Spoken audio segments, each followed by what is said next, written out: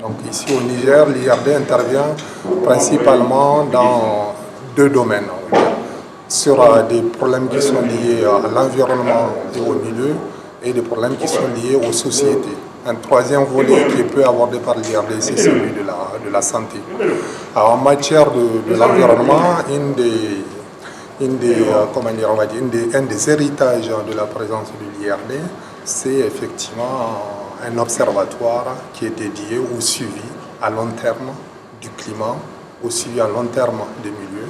Et donc depuis 1990, l'IRD collecte, avec des partenaires nigériens, collecte des données sur les précipitations, sur les niveaux de la nappe, sur les rayonnements solaires, sur l'évolution de la société et du milieu.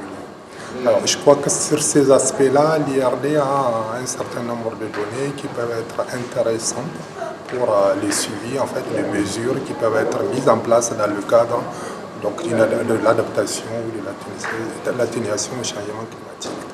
Il y a un autre aspect qui est abordé par l'IRD, qui est lié à la génétique du mil, et que sur ces aspects-là, on dispose donc d'une banque céréalière des céréales, enfin du mil, des semences de mil qui sont utilisées ici au Niger.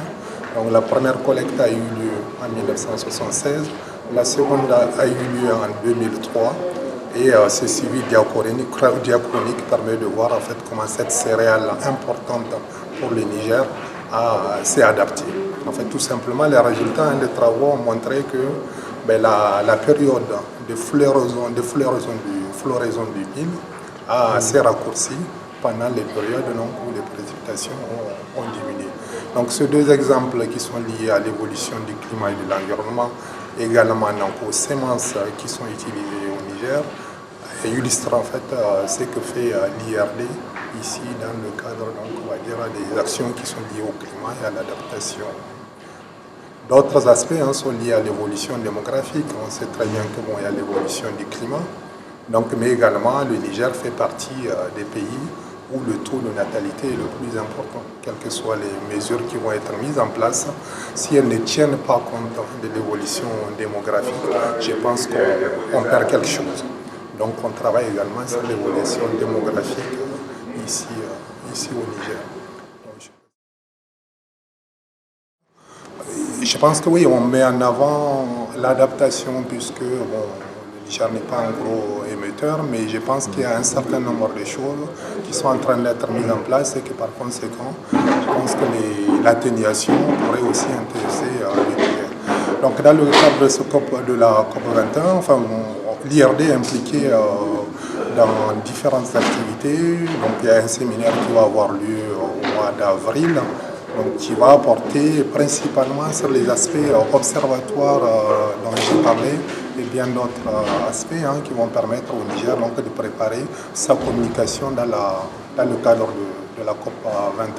Mais je pense que si le Niger a à attendre quelque chose, effectivement, c'est des actions en faveur de l'adaptation, c'est des actions qui peuvent permettre un suivi des mesures qui vont être mises en place. Et en ces termes-là, l'aspect observatoire est très important.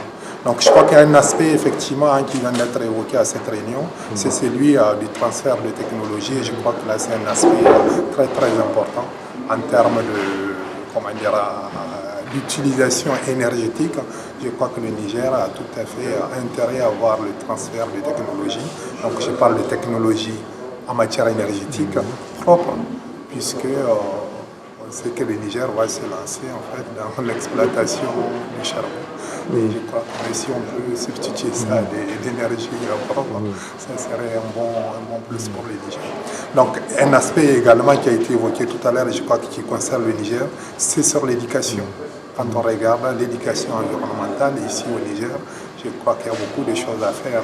Quand on a une population où le taux d'analphabétisme est très élevé, puisque le taux d'alphabétisation au Niger est autour de 25%, je crois que l'éducation va jouer un rôle particulièrement important pour informer les gens sur l'évolution des gens du climat, informer les gens sur les mesures qui vont être mises en place. Et je crois qu'en termes de compréhension, il y a beaucoup de choses qui peuvent être faites.